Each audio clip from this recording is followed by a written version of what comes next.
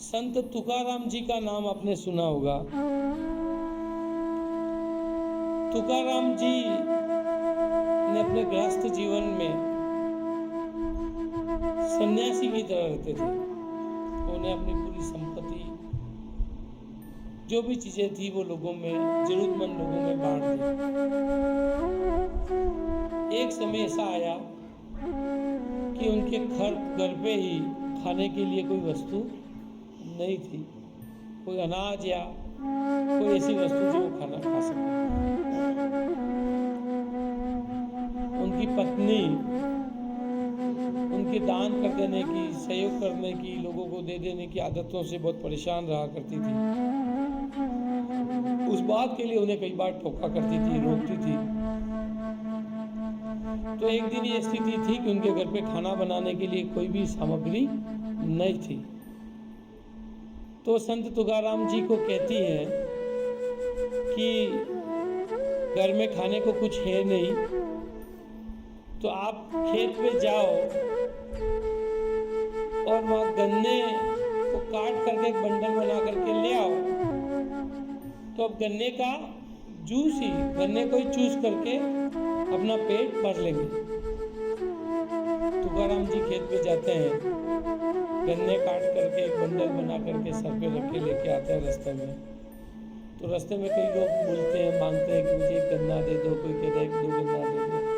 तो सबको बांटते बांटते आते हैं, तो एक ही गन्ना उनके हाथ में बचता है, वो लेके घर पे आते हैं।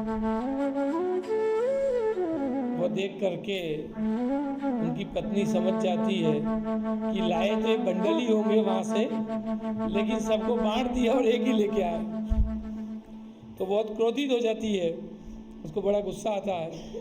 तो उसी गन्ने को उठाती है और तुकाराम जी को पीटना प्रारंभ कर देती है। उस गन्ने से तुकाराम जी को तब तक पीटती है जब तक उस गन्ने के 2 टुकड़े नहीं हो जाए। जब 2 टुकड़े हो जाते हैं तो वो भी थक करके बैठ जाती है। तो तुकाराम जी कहते हैं, देख तूने अच्छा किया, मेरे को पीट के इसके 2 टुकड़े कर दिया, एक टुकड़ा तू खा, एक मैं खाऊंगा, 2 एक बार खा लेंगे।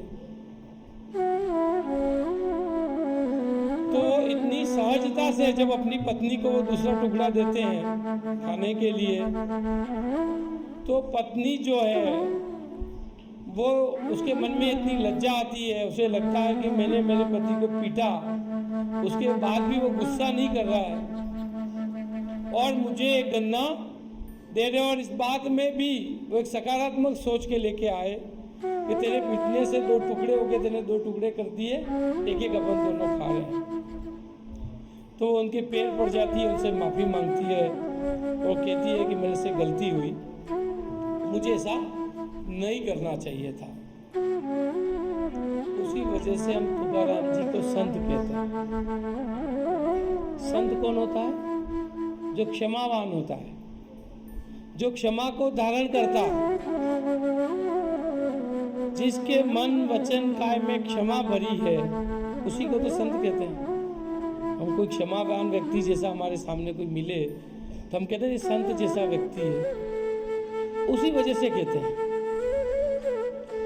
तो हमेशा पुरुष को क्या करना चाहिए? क्षमावान बनना चाहिए।